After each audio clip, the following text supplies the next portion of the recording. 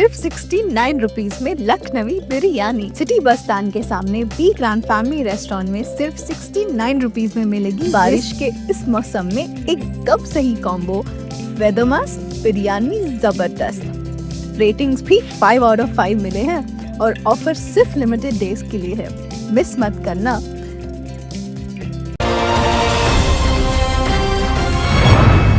मैं हूं आबिद हुसैन शेख, आपका खैर मकदम है 4TV न्यूज कर्नाटक एक्सप्रेस में। सबसे पहले नजर आज की हेडलाइंस पर।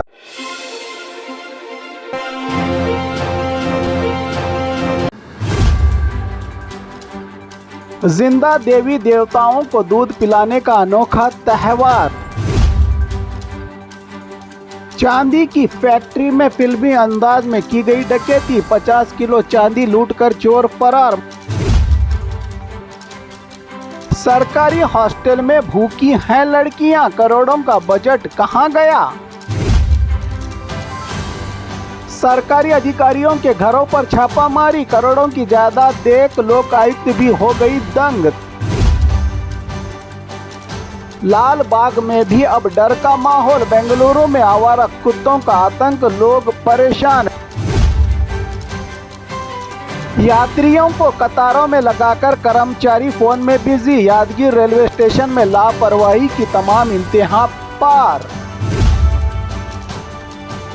अधिकारी की लापरवाही से हिंदू व्यक्ति बना मुसलमान, कास्ट सर्टिफिकेट में हुई बड़ी गड़बड़ी। गांव में पीने का पानी बना जहर, सरकारी लापरवाही, 30 से ज्यादा लोग हॉस्पिटल में दाखिल। तनख्वाह, पेंशन और अधिकारों की जंग, ट्रांसपोर्ट एम्प्लॉइज का फ्रीडम पार्क में भूख हड़ताल, 5 अगस्त को राज्य भर में हड़ताल की वार्निंग। चीते का खौफ, एक व्यक्ति की मौत, गांव वाले डर के माहौल में जिंदगी गुजारने पर मजबूर। अब खबरें विस्तार से। जिंदा देवी देवताओं को दूध पिलाने का अनोखा त्योहार। बागलकोट के इलकल में रहे मशहूर श्री विजय महंतेश्वर मठ में एक अनोखा त्योहार बस हुआ। पंचमी दूध पीने का त्योहार और क्रांति गंगोत्री शरण अक्का नागम्मा जी की जयंती मनाई गई। इस मौके पर गुरु महंत स्वामी जी ने स्कूलों के बच्चों को जिंदा देवी देवता यानी माँ बाप की खिदमत का सबक दिया। इन्होंने बच्चों को कसम दिलवाई कि मैं दूध पीऊंगा लेकिन इसे बर्बाद नहीं करूंगा, मैं माँ बाप और बड़ों को दूध पिलाकर अपनी खिदमत का सबूत दूंगा। बच्चों ने खुशी खुशी अपने टीचर और बड़ों को दूध पिलाकर इस त्योहार को मनाया। श्री सिद्धाराम शरण जी ने इस मौके पर कहा कि ना पीने वालों को दूध चढ़ाने से बेहतर है कि हम जीते जागते इंसानों को, खास तौर पर बच्चों को दूध पिलाए, यही असल इबादत है। शरण सत्तिका जी ने अंधविश्वास पर वार करते हुए कहा कि सांप को दूध चढ़ाने के बजाय बच्चों को पिलाना ही सच्चा पुण्य है। मठ ने समाज में बेदारी की एक अजीम मिसाल कायम की है। ये त्योहार इंसानी खिदमत, बचपन की अहमियत और अंधविश्वास के खिलाफ बेदारी का एक पैगाम देता है। चांदी की फैक्ट्री में फिल्मी अंदाज में की गई डकैती, 50 किलो चांदी लूटकर चोर फरार। मैसूरू के हब्बाड़ इंडस्ट्रियल एरिया में एक बड़ी वारदात पेश आई है, जहां 3 नकाबपोश चोरों ने एक चांदी तैयार करने वाली फैक्ट्री में घुसकर 50 किलो चांदी लूटकर हो गए फरार। वारदात रात 1:30 की बताई जा रही है, जब चोर क्रेटा कार में आकर दाखिल हुए। इन्होंने 2 सिक्योरिटी गार्ड्स को बंधक बनाकर इनके मुंह पर कपड़ा बांध दिया और मोबाइल फोन छीन लिया। चोर 4 घंटे तक अंदर कार्रवाई करते रहे और लॉकर तोड़ने में कामयाब होने के बाद जो चांदी हाथ लगी वो लेकर फरार हो गए। फैक्ट्री में तकरीबन 500 किलो कच्चा चांदी का सामान मौजूद था। चोर जाते वक्त सीसीटीवी की रिकॉर्डिंग और डीवीआर भी साथ ले गए हैं ताकि सबूत ना बच सके। पुलिस ने 4 स्पेशल टीमें बना दी हैं। फिंगरप्रिंट्स के एक्सपर्ट्स और डॉग स्क्वाड की मदद से तहकीकात जारी है। हाल ही में मैसूरू में ड्रग्स की फैक्ट्री पर छापा पड़ा था। अब ये डकैती की वारदात जनता में खौफ और डर का माहौल पैदा हो गया है।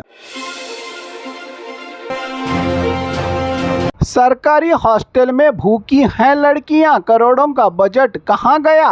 कर्नाटका के गदग जिला शिरहट्टी शहर में रहे कित्तूर रानी चन्नम्मा हॉस्टल की बच्चियों ने आरोप लगाया है कि उन्हें सही तरह से क्वालिटी का खाना और कई बार खाना ही नहीं मिल रहा है। लड़कियों का कहना है कि पिछले कई दिनों से उन्हें कच्चा पक्का या बिल्कुल भी खाना नहीं दिया जा रहा है। कुछ लड़कियां भूखे पेट ही सोने को मजबूर हो गई हैं, जिससे नींद तक नहीं आती।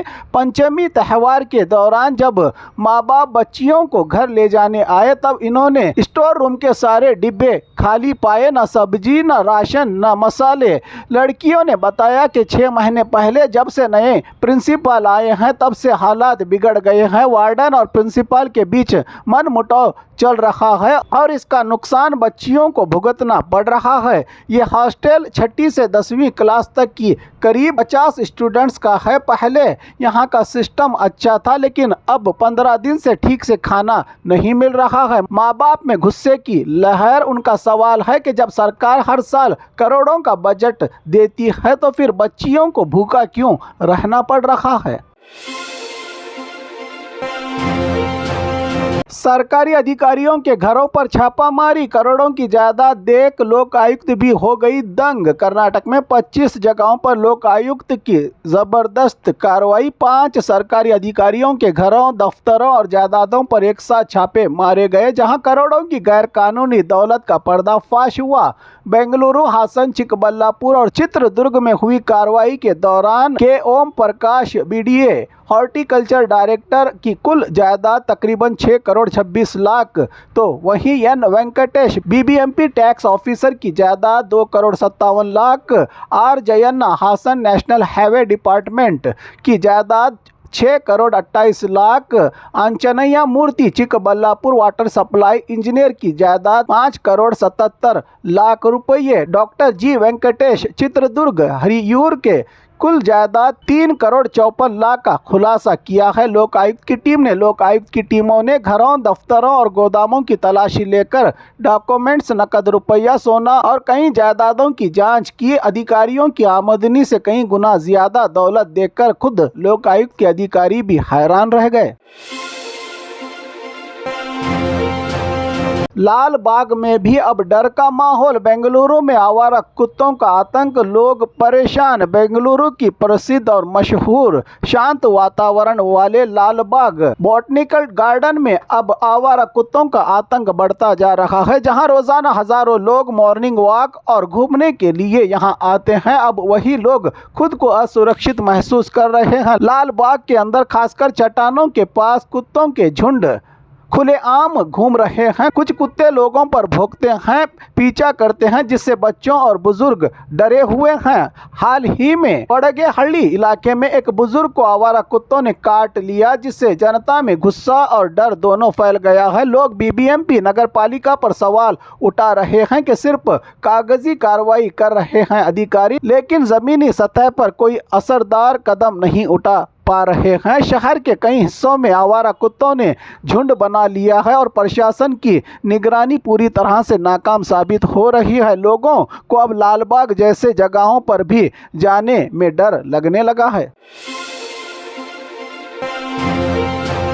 यात्रियों को कतारों में लगाकर कर्मचारी फोन में बिजी। यादगीर रेलवे स्टेशन में लापरवाही की तमाम इंतहा पार। यादगिरी रेलवे स्टेशन पर एक हैरान कर देने वाला नज़ारा देखने को मिला, जहां स्टेशन पर लंबी लाइन में खड़े यात्री टिकट के लिए इंतजार कर रहे थे, लेकिन रेलवे कर्मचारी महेश अपने काम की बजाय मोबाइल पर टाइम पास करते हुए बिजी था। करीब 15 मिनट तक महेश मोबाइल पर बात करता रहा और यात्रियों की कतार लंबी होती गई। लोग परेशान होकर सवाल करते रहे, लेकिन कर्मचारी ने डोंट केयर वाला रवैया अपनाया। स्टेशन पर मौजूद यात्रियों ने कहा कि ये कोई पहली बार नहीं, हम समय पर आते हैं, लेकिन कर्मचारियों का ऐसा लापरवाह बर्ताव हमारी यात्रा को मुश्किल बना देता है। एक यात्री ने गुस्से में कहा कि क्या रेलवे प्रशासन ऐसे कर्मचारियों के खिलाफ कोई बड़ी कार्रवाई करेगा? ये भी एक बड़ा सवाल बना हुआ है। अधिकारी की लापरवाही से हिंदू व्यक्ति बना मुसलमान, कास्ट सर्टिफिकेट में हुई बड़ी गड़बड़ी।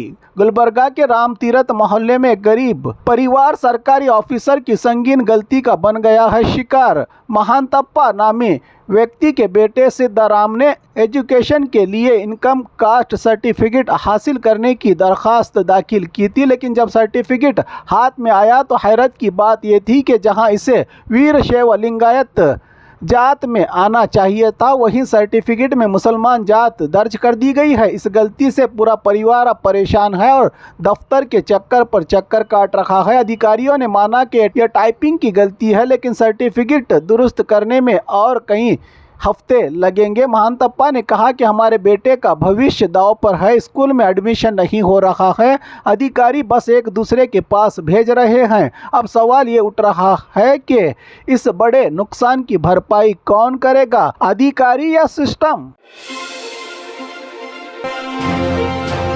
गांव में पीने का पानी बना जहर, सरकारी लापरवाही, 30 से ज्यादा लोग हॉस्पिटल में दाखिल। बीजापुर जिला के नेड़गुंदी तालुका बेलेहाल गांव में सरकारी नलों से गंदा पानी सप्लाई किया गया, जिसे पीने के बाद 30 से ज्यादा लोग बीमार हो गए। इनमें से 10 की हालत नाजुक बताई जा रही है, जिन्हें बीजापुर और बागलकोट के प्राइवेट हॉस्पिटलों में दाखिल कराया गया है। गाँव में 2 एम्बुलेंस तैनात की गई हैं और हेल्थ विभाग की टीम ने मौके पर जाकर हालात का जायजा लिया।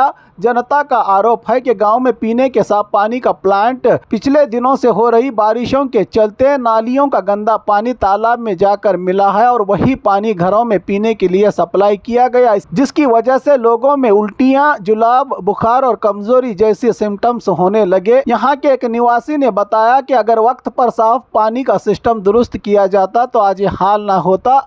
अब हम ये डिमांड करते हैं कि जल्द ही साफ पानी की सप्लाई का बंदोबस्त किया जाए, वरना बड़ा आंदोलन किया जाएगा।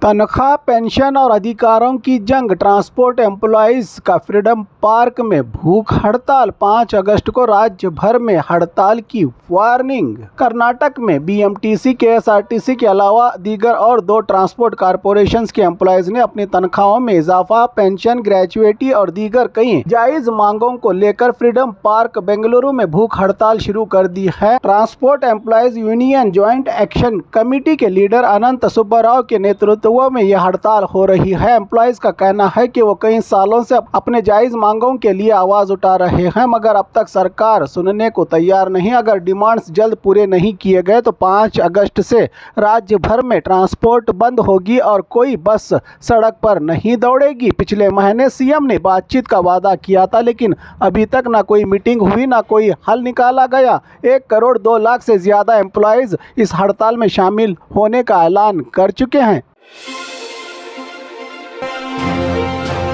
चीते का खौफ, एक व्यक्ति की मौत, गांव वाले डर के माहौल में जिंदगी गुजारने पर मजबूर। चित्रदुर्ग के बीजेहಳ್ಳಿ गांव में तिम्मप्पा की पहाड़ियों पर चीते की मौजूदगी से गांव वालों में डर और खौफ का माहौल पैदा हो गया है। चीता न सिर्फ कई जानवरों पर हमला कर चुका है, बल्कि एक व्यक्ति को भी अपना शिकार बना चुका है। इस वारदात के बाद गांव वाले घबराहट में जिंदगी गुजार रहे हैं। चश्मदीद गवाह के मुताबिक चीता रोजाना पहाड़ के अतराफ घूमता है और कई बार जानवरों को निशाना बना चुका है। एक नौजवान चीते से अपनी बकरी को बचाते हुए घायल भी हुआ है। गांव वालों का कहना है कि ये चीता अब इंसानों के खून का जायका चख चुका है। अगर फौरन ना पकड़ा गया तो और भी जाने जा सकती हैं। गांव वालों ने फॉरेस्ट डिपार्टमेंट से डिमांड की है कि फौरी तौर पर पिंजरा लगाकर चीते को पकड़ा जाए, वरना हमें पहाड़ी से निकालकर कहीं सुरक्षित जगह बसाया जाए।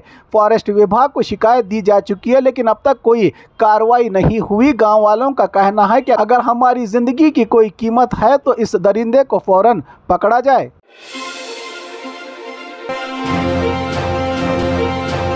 और खबरों के लिए देखते रहिए 4 टीवी न्यूज़ कर्नाटक एक्सप्रेस।